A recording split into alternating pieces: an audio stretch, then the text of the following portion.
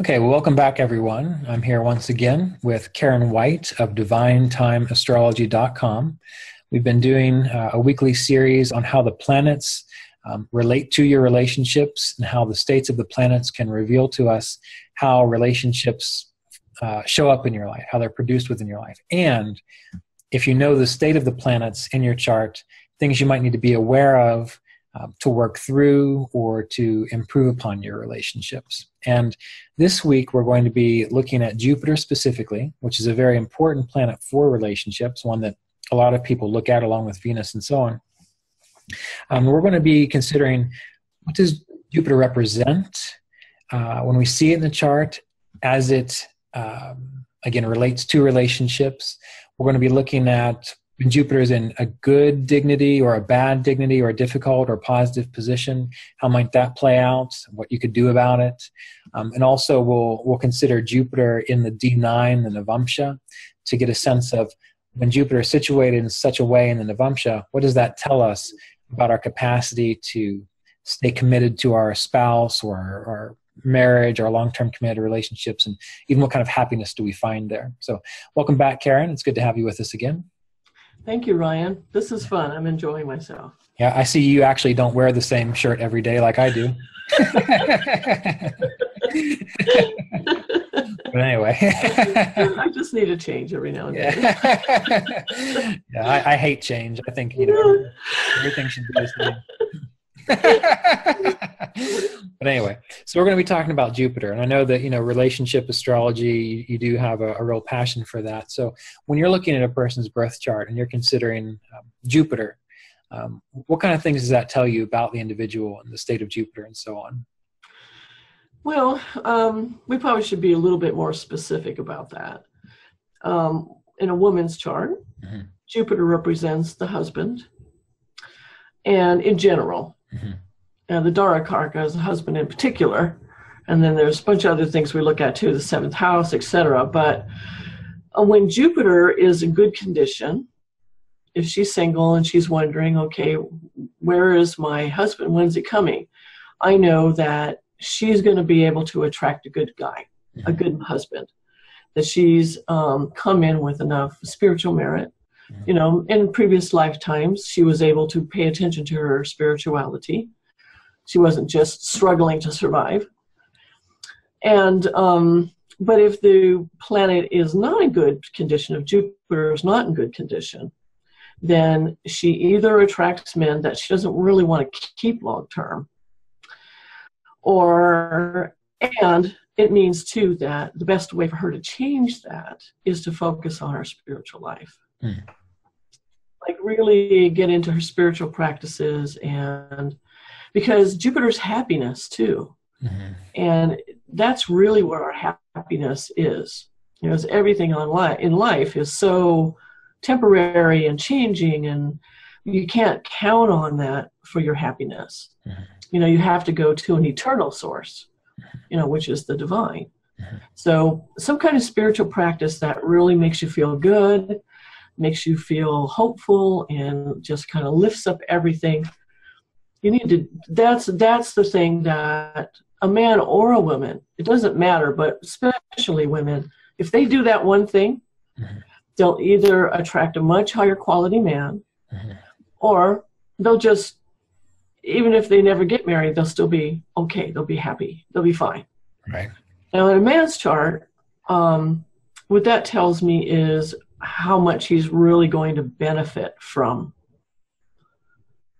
spirituality, how much he's going to, well, actually both. If their Jupiter is really bad, then I know that I'll go look to see if their Venus is okay, or if the moon is okay, because otherwise they're not going to benefit that much from what I have to tell them.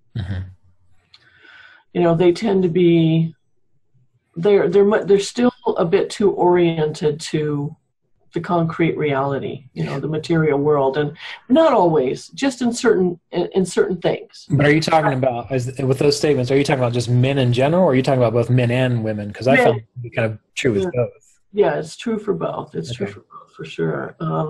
But now for men, when Jupiter is in great condition, then I know that they have a greater capacity for earning wealth. Right. Which is important to those women. It is, yeah, it is, because, you know, when they're pregnant and they have little kids, they need to make sure that they have a husband who can protect them and care for them. That was a bad joke, wasn't it?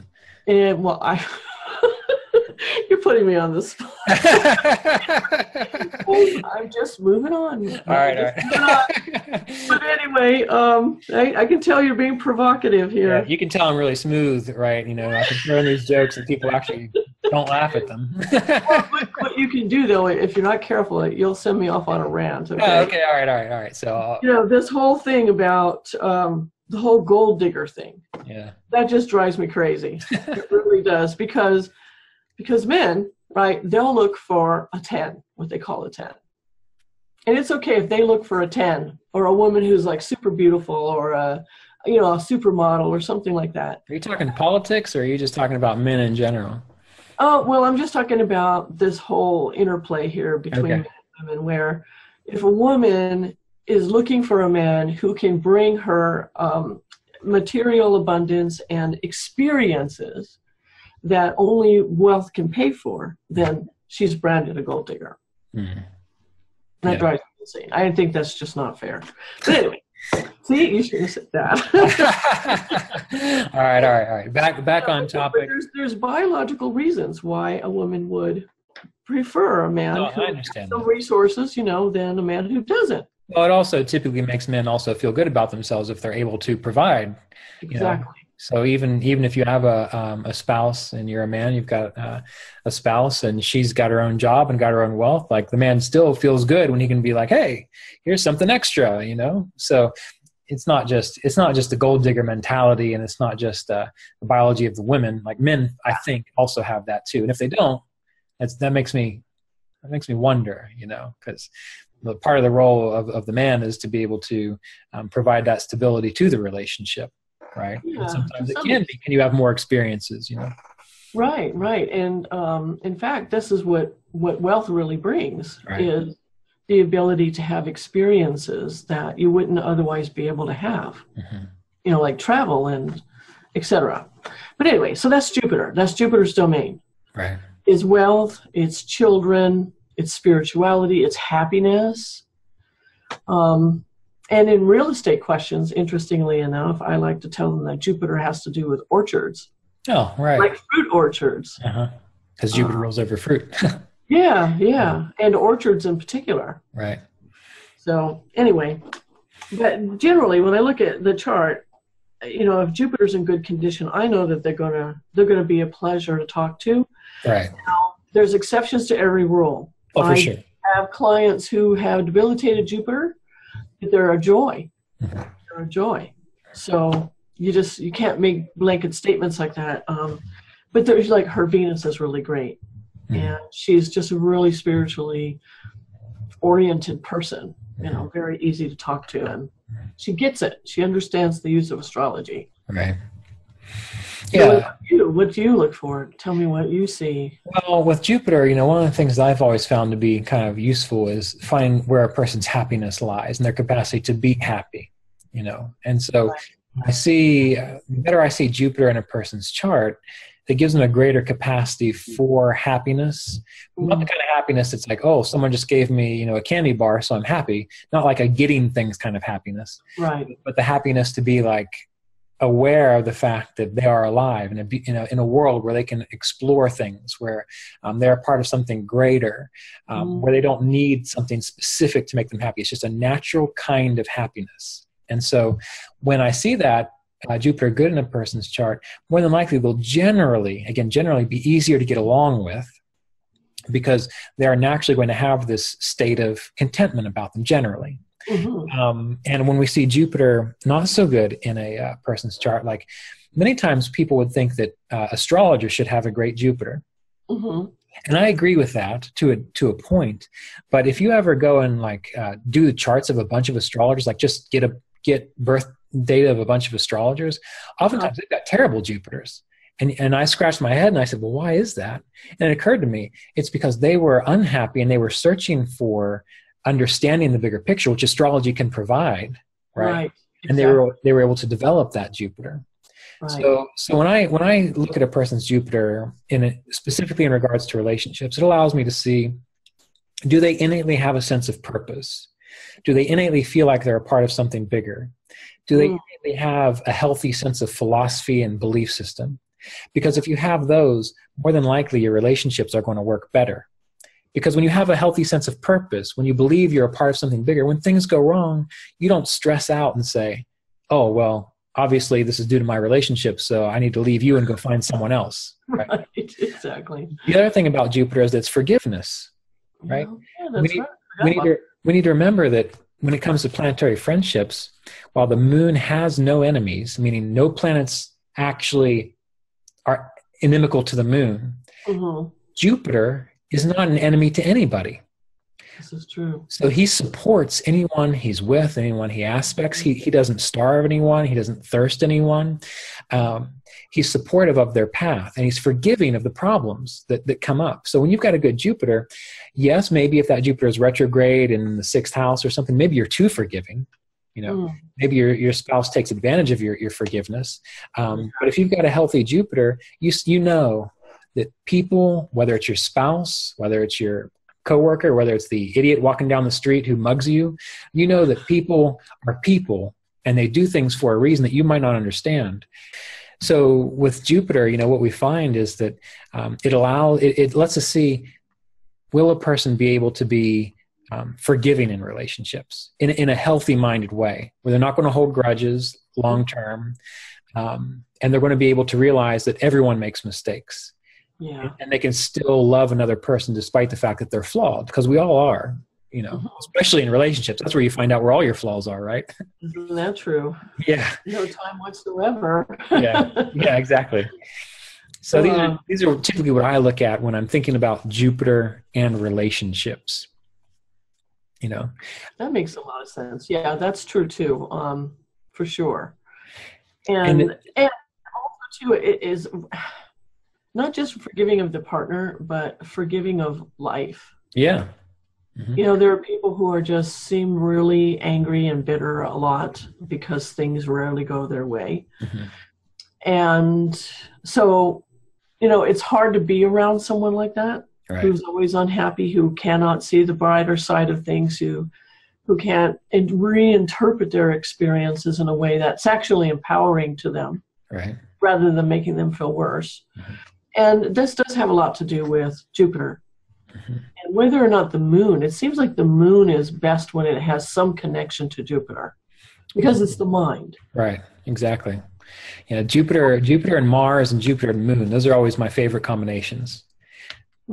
Because Jupiter represents our wisdom. Like, do we innately know, like, okay, maybe when I'm out with my wife, I shouldn't be leering at the girl at the next table, right? Yeah, there's common sense. There's common sense. And when you've got a difficult Jupiter, those are the kind of people that seem to just do all kinds of stupid stuff in relationships and wonder why it doesn't work out, Right. And when you get Mars is logic and initiative and determination. Then you know when it's appropriate to do something in a relationship to support your spouse ahead of time. They don't have to nag you about, they don't have to write you a little note. You just know, okay, to have a healthy relationship, I need to, ask my spouse, how is she feeling? How did her day go when she gets home? Or ask her if she wants to go out to dinner, or, buy her flowers if I know she likes flowers. Or if it's in a woman's chart, I know, that when my husband gets home from work, if he doesn't really want to talk, that's okay. Just let him go and blow off steam, and then we'll talk later. So that Mars and that Jupiter allows you to take initiative in relationships in a very wise fashion. And Jupiter with the moon, that shows a capacity to be really adaptable and accepting of the other individual, and to see the good in them no matter what. To see the good, yeah. And that's what's important, is that even in, Jupiter's the planet that can help you make lemonade. Right. Out of anything. Exactly. And because Jupiter looks all around, right? And when he's in relationship to the moon also looks all around. Right? Jupiter does it through wisdom and knowledge, and the moon does it through imagination. Right. So you get them together in some way, and using the Parashara aspects, it's a rare person who doesn't have Jupiter to some extent influencing the moon. The other thing I want to say too about it is that even though your Jupiter may not be the best sign, he can be located in certain houses in the chart that are helpful. Right. And it's like a radio station. While the radio station may not be coming in super clear, sometimes they're static. At least it's in a place where you can get something from it. Right. And again, the Rasi chart's not the final word on any planet. This is what's great about Vedic astrology. Well, I'm making a gross generalization. I know there are Western astrologers who use the harmonic charts also. Right. But if you really want to know how well your Jupiter is, there are several divisional charts you can look at as well. And well, that brings up a good point. You mentioned the divisional charts. Like when I look at someone's chart, if I want to know where are they generally going to have and find more happiness, I try to find the divisional chart where Jupiter is in the best dignity, and where Jupiter is in the best house, because that's going to be the area of life where a person has more wisdom and more sense of happiness. This is true. And that's why I know we've been talking about the Navamsha, the D9 Varga, as a primary Varga with these planets. But when you have Jupiter in better dignity in the ninth Varga, the Navamsha, you tend to have more happiness being in committed relationships, assuming committed relationships are the path that your chart indicates that you are meant to be devoted to. Right. But you tend to have more understanding about relationships. Like we were talking in between before we started doing this, making the recording, and Karen asked about relation. We're not going to talk about that. Don't worry, Karen. Okay. We were talking about relationships, and I like to refer people to go to Karen for relationship astrology. And she asked, why don't I do that? And I mentioned that it's not really a deep interest of mine, although I typically do a decent job in relationship astrology, because in my D9, my Jupiter is exalted. Oh, nice. And so what that means is, so like any chart that you've got a Jupiter and a good dignity in, that's going to be a chart that you typically can give better information on, Even though I personally don't like it, since my Jupiter is doing well there, I can typically give more information on it. Now, here's the thing, and this is what I found over and over. If your Jupiter is in a difficult situation in the D9, oftentimes it's very hard for you to not only get good advice on long-term purpose and relationships, but it's hard for you to hear it. Take it in. Yeah, I've had numerous clients, and this is why I started paying attention to this, who they were always wanting me to give them advice on relationships. And I know based on previous experience that when I do give it, it tends to be good advice. Yeah. But these people, no matter what I told them, either they didn't hear it, they didn't want to believe it. And finally I said to them, look, it does not matter what I say to you. I could give you the best advice in the world, but it's not going to work because in your D9, Jupiter has some problems there. So the way you have to learn how to navigate relationships is not by going to an astrologer so much. And again, this is my opinion. So if you've got a different one you can share in a minute here, but you're going to learn through experience. It's not, my astrologer told me this, so I have to apply it. It would be, let my astrologer tell me where my flaws are that I need to work on. And then that is what will help me through experience to get better at relationships. And that's based on the dignity and position of your Jupiter in your D9, the Navamsha chart. Okay. Like when I've only gone to astrologer, a few times in my life, and when I have, and it's had to do with relationships, they told me the most accurate things within 5 minutes. And that's because my Jupiter is in good dignity in the D9. So they were able to key right in on it, tell me exactly what I needed to hear. And 5 minutes later, I'm done and out of there, and you'll find that in other charts too. When you've got a really great Jupiter, it's that area of life in that Varga that you'll typically be able to get the best advice. Astrologers can almost always help you without you having to learn the hard way through working through your weaknesses. So you got to keep this in mind. So anyway, Karen, you had some. And also what Jupiter indicates in the D9 is happiness as a couple. Right. Like whether or not it's easy for you to be happy together. Yes. and whether or not together you can create wealth Mm-hmm. of various kinds. It's not all about money.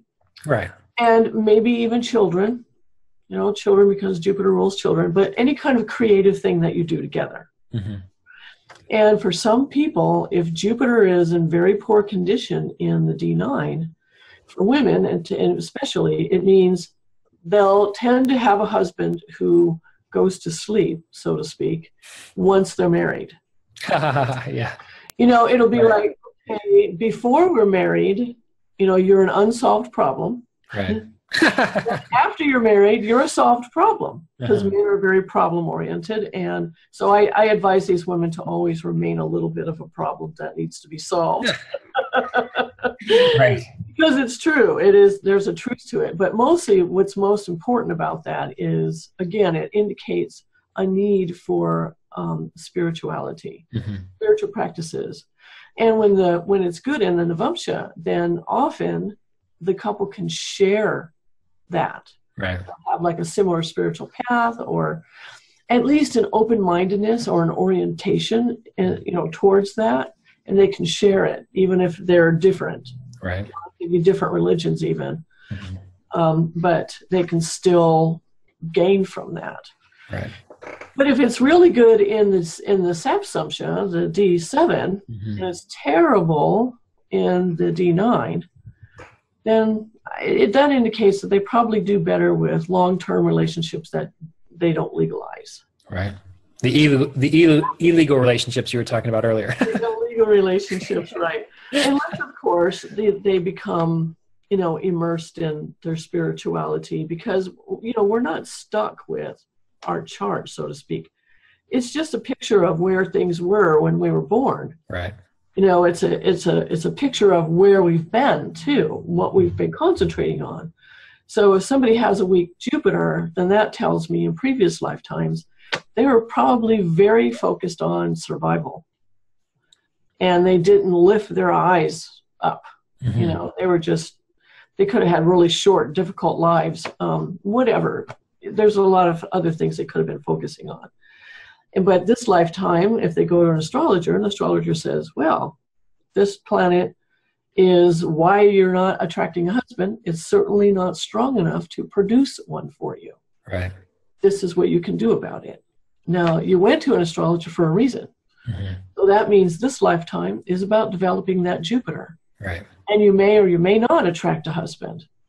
But it doesn't matter, because if you're doing your Jupiter, you're going to be happy no matter what. Well, I'm sorry, do you have more? I'm just going to say it's a happiness. Happiness is attractive. Right. Exactly. Yeah. Yeah, exactly. That's true. You get around one of those partners that are just downers all the time. It can really ruin your day. Yeah. But anyway, what you're talking about, the development, it is important to remember that just because you might have Jupiter in a difficult dignity, just because you have Jupiter in maybe a difficult house position, or even maybe in a difficult avashta, that we have to remember that the point of astrology is not to give you the magic pill to say, oh, well, look, your Jupiter's messed up, so therefore you need, go throw this penny off the bridge and it'll work out. It's more like you go to an astrologer for self-knowledge. So, and as Karen was saying, Jupiter can show your happiness as a couple. And essentially what that relates to is, are you really going to find happiness in a long-term committed relationship?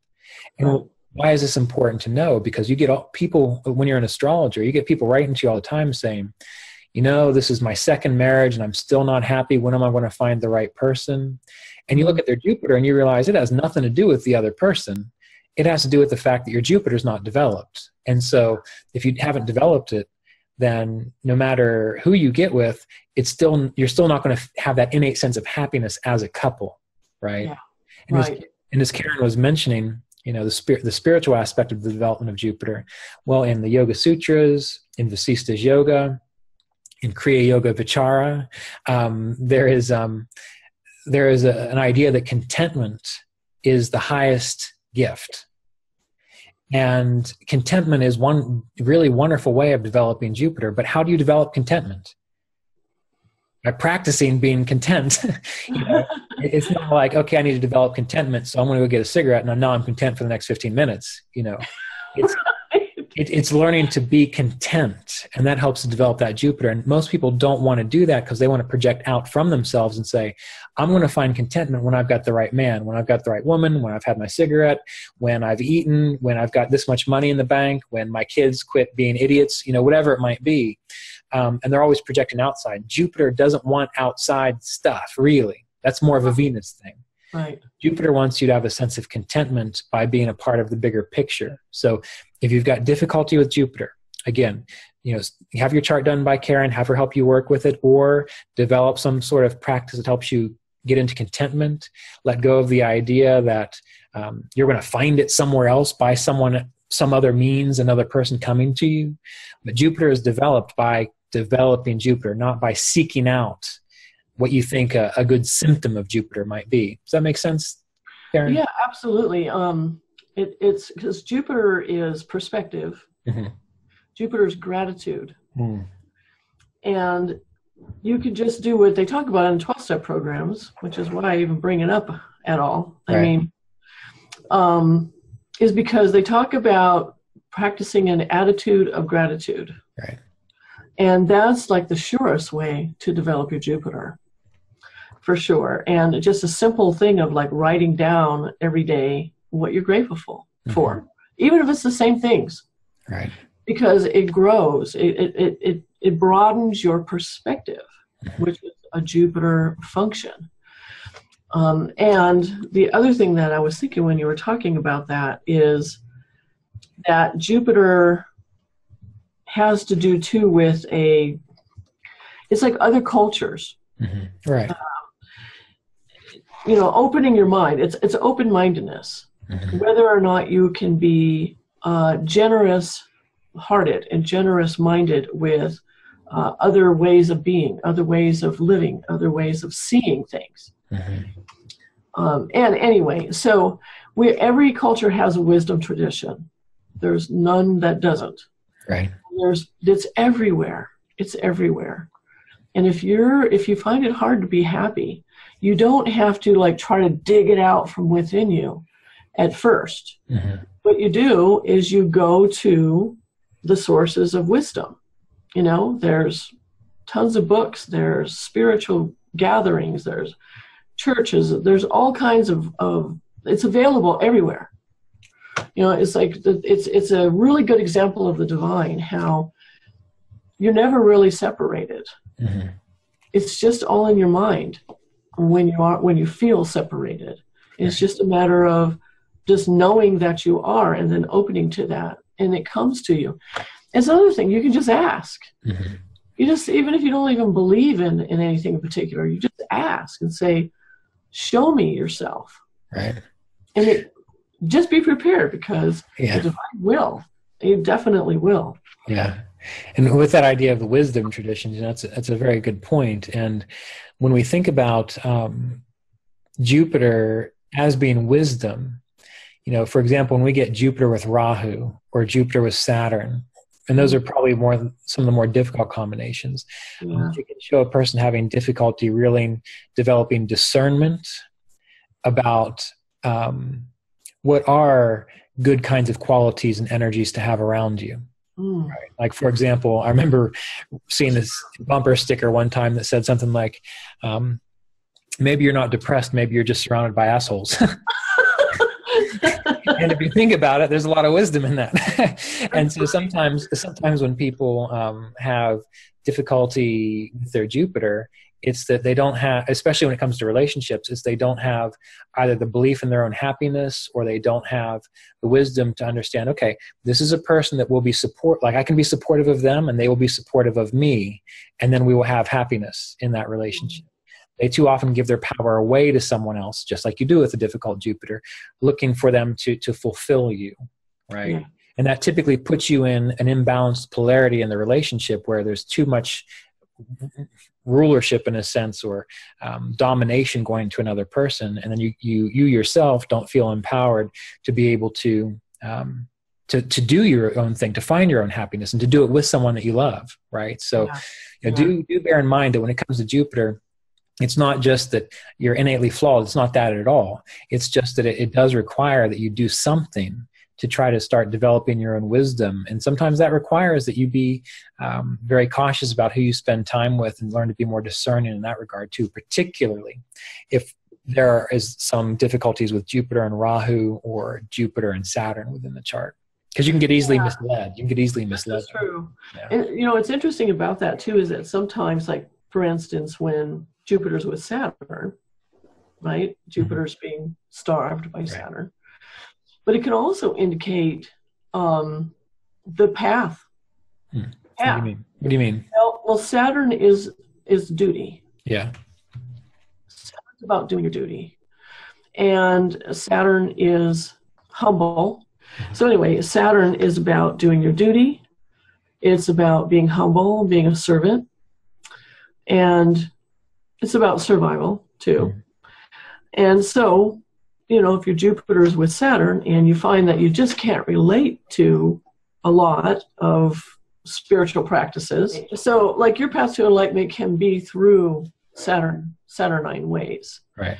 And like in a woman's chart, it also represents maybe the type of husband you're attracted to. Because I have Saturn with my Jupiter in the Navamsha. Right. And my first husband was 15 years older than me. That's how Saturn showed up that time. So we had the Sun and Jupiter had the Sun and Jupiter together in Cancer.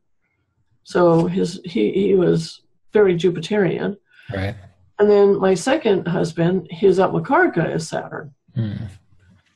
But his ascendant lord is Jupiter, and it's with the moon. So, you know, it shows up in different ways. And it's not always, let's just say there's a lot of variety.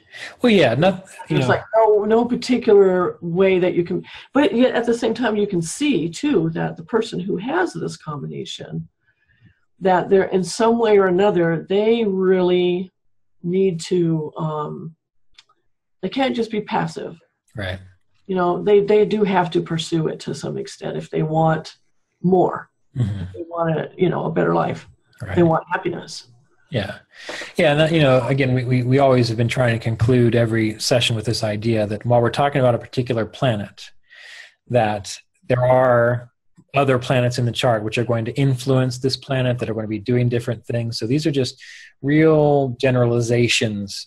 And if you relate to any of them or you resonate with them, we'll think about what we're talking about and see how that applies to you. But you don't want to take anything that we are saying as a blanket statement as though this is the gospel no matter what. If you just look at Jupiter, it's got this problem, therefore that. It's not going to be that way, right? Yeah. So keep that in mind as you explore the planets in relationships. Right, and as soon as you become aware of something, it already begins changing. Yeah, exactly. As soon as you observe it. So. Yeah. What else did I say? I don't remember. Yeah. Oh, yeah. There's a concept that Ernst brought up, actually, in one of his videos, which was like a revelation to me.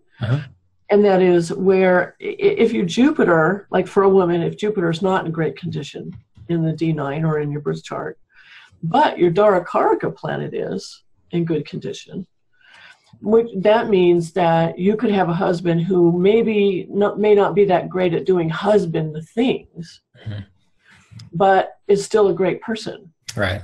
He's still somebody who you really enjoy being with, is really valuable to you in many ways. Right. But they don't fulfill this typical stereotypical role. Is that what you mean? Yeah, they may not do some of the things that you expect a husband to do. Right. You know, be like the ideal husband. You know, the kind of husband where they're always thinking about what would be great for you as a couple. Right. Instead, he's thinking about wearing dresses. Right. Well, but he's a lot of fun to go out with, right? Well, gosh, I imagine that must be really tough for women who are married to men who find out that they really want to be a woman. Oh, I didn't mean that. No. Yeah. I wasn't going that far. No. I think, whatever people want to do with their sexuality and so on is perfectly fine because it's a personal choice. I meant, Do you see Jupiter as being a part of sexuality? No, but just about relationships in general. So, okay. Anyway, my second poor attempt at joking was just that, you have a husband who's able to do all the things a normal husband would, but he has an interesting interest in wearing dresses. You know, again, I'm not saying there's anything wrong with that. I mean, but you know, you just have to. I have to say there are very few women who would find that, you know, attractive. You know, you're on a public stage here, YouTube. I know, but there are. You got to be cautious. There's someone for everyone. That's right, and maybe you like to dress your husband up. Which is another thing I want to say about relationships. Oh, I didn't know that was going to take you there, but okay. You're the one who brought it up. Anyway, is that okay? You can have a relationship, even if your chart is not like the best chart for a relationship. Right. It's just you have to throw out your ideas about, you know, having the perfect relationship that looks really good from the outside. Right. Because they're as unique as human beings are. Mm-hmm. You know, we are so individual. I mean, we'll have a lot in common, of course, you know, because there's a universality. But there's, you know, we all are also unique in some way. And so we're going to have relationships that are unique. Right. And you may not get everything that you want, but you can get what you need. I know. I was about ready to, I was going to start singing that. Please don't. No, actually, you're the sun. The sun rules singing. Do you like to sing? No, I play guitar. That's about it. Okay. But, you know, that song always does pop in my head a lot. You know, you can't always get what you want, but if you try sometimes, you just might find that you get what you need. Yes, exactly. Anyway, haven't you seen that this could be a problem in relationships? Is that you have this ideal of thing that you want, but you I think any relationship, any relationship, the first thing you got to do is get rid of the expectations. Yeah. Right. I don't care what your chart says. I think if anyone wants to get in a relationship, the very first thing they have to do, not lower your standards, not let yourself get walked all over, but get rid of all of your expectations about what your mom said it should be like, or what your fairy tale said it should be like, or what the movies say it should be like, and go to premarital counseling if you're going to get married, so you learn firsthand what are you really getting yourself into. You know, yeah, that's very important, I think. And too often we were joking again before one of the reasons I don't like doing relationship stuff is because most people, they write to me 3 weeks before they're getting married and they want me to do a relationship compatibility for them. And I think to myself, you should have got this done before you decided to get married, because more than likely you're going to find some problems in there. And more than likely, since most human beings don't like to face their problems, what's the point in even doing it? Which is why, you know, being a minister, I've married a few people and they're all still married. I didn't know you did that. Oh, okay. Well, I mean, I don't make it a point, but like if I know someone well enough and I do that. I just married recently. I facilitated the marriage of my secretary Emily and her husband Russell this summer. It was a beautiful wedding. Great. That was good, but you know, when people ask me to do that, they think, oh, he's my friend. You know, I've known him for a long time. He's just going to do it. Right. And I don't just do it. I say, look, if you're going to do it, you need to get premarital counseling, because you need to know what you're getting into. And that's a Jupiter thing too, getting them ahead of time. A good Jupiter gets the information ahead of time. He doesn't wait until it's too late and say, oh, there we go. You know, so I think that's important too, to let go of the expectations and to definitely realize that you have to build a good foundation, and it's going to take work. And developing Jupiter is not easy, especially if you've got some difficulties with Jupiter in the chart, but it's well worth it. You know. But it's true. This is another thing Ernst says that I think is great. And that is that if you take one step towards Jupiter, he'll take 2 steps towards you. That's true, yeah. You know, and all you have to do is be open. Right. And, you know, because it's the nature of Jupiter. Well, Jupiter is a symbol of grace. Grace, exactly. So, yeah, I think of things while you're talking, and then when you're done, it's like my mind's going blank. Well, I'm about out of my notes anyway on Jupiter here. So if you've got some more ideas, I'm happy to talk about, but otherwise we could conclude here. What do you think? Well, you know, I tell a lot of stories from my own life because, you know, there's a lot of stories that I know they're true. Yeah. But anyway, I know that if both of you have some kind of spiritual practice, some kind of connection to the divine, however you understand it, then you have a fighting chance. Mm-hmm. You really do, even if your Jupiter really needs some help. Right. And or your husband's Jupiter really needs some help, or your partner. It doesn't matter, because Jupiter is grace. Right.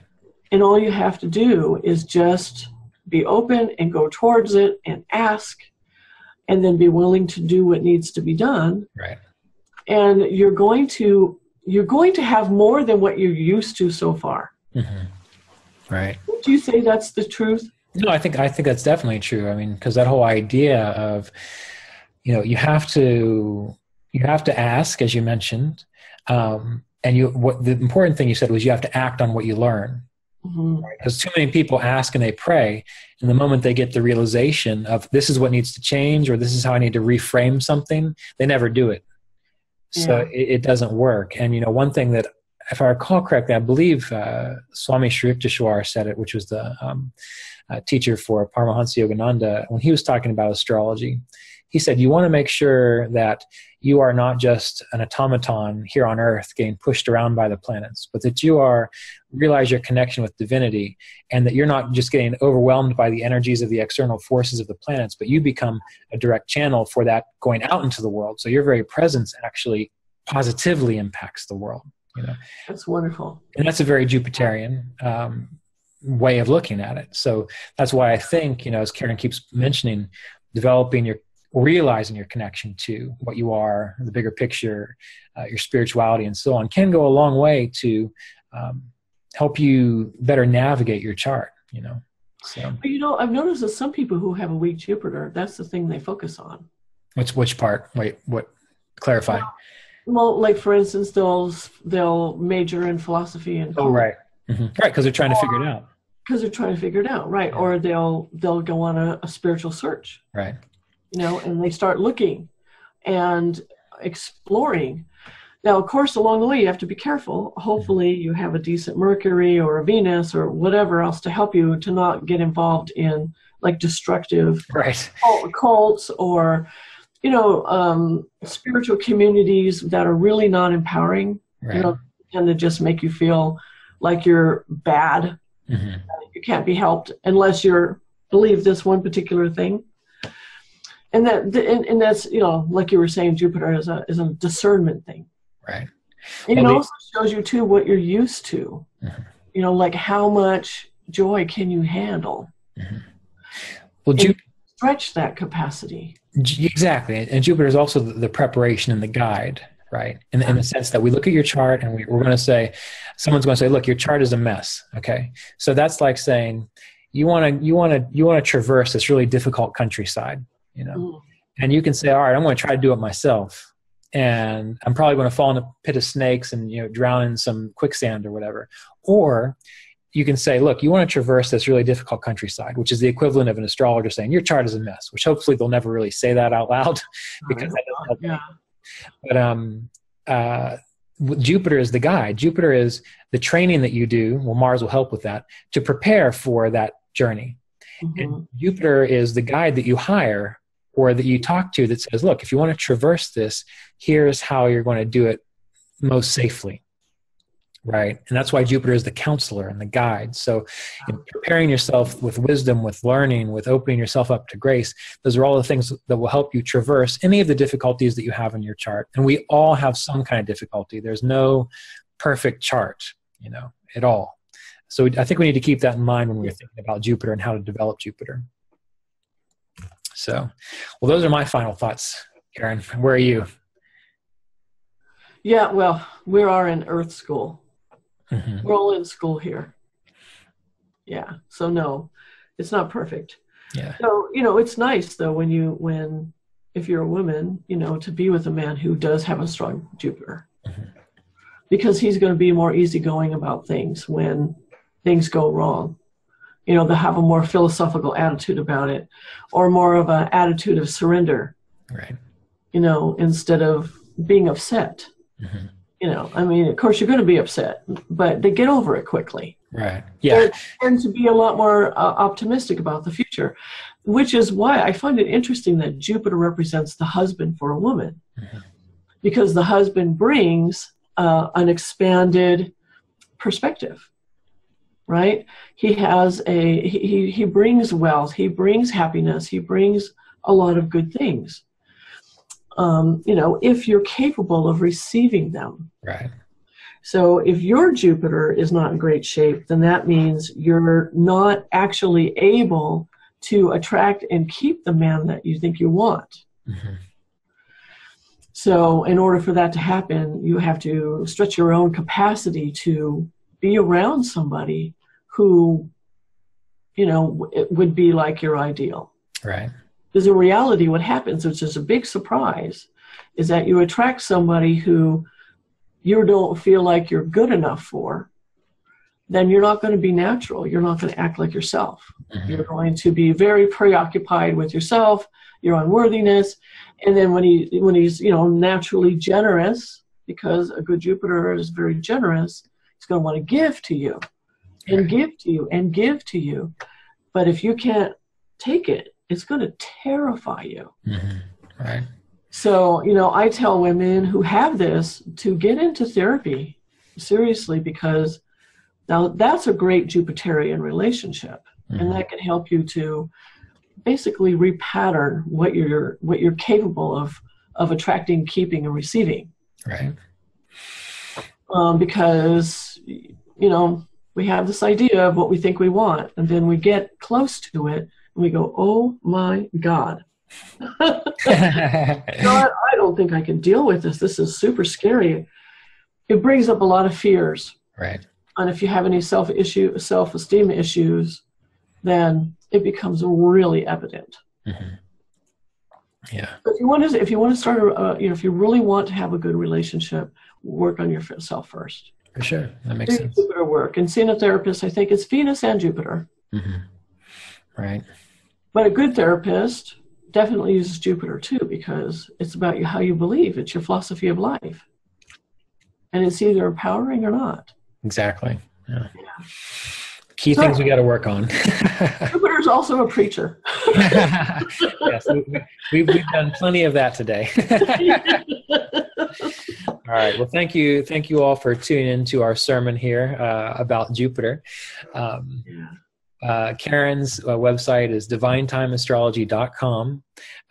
She and I know you've heard it before because we've been announcing on each video, and I'll probably put a link to it at the bottom of this video.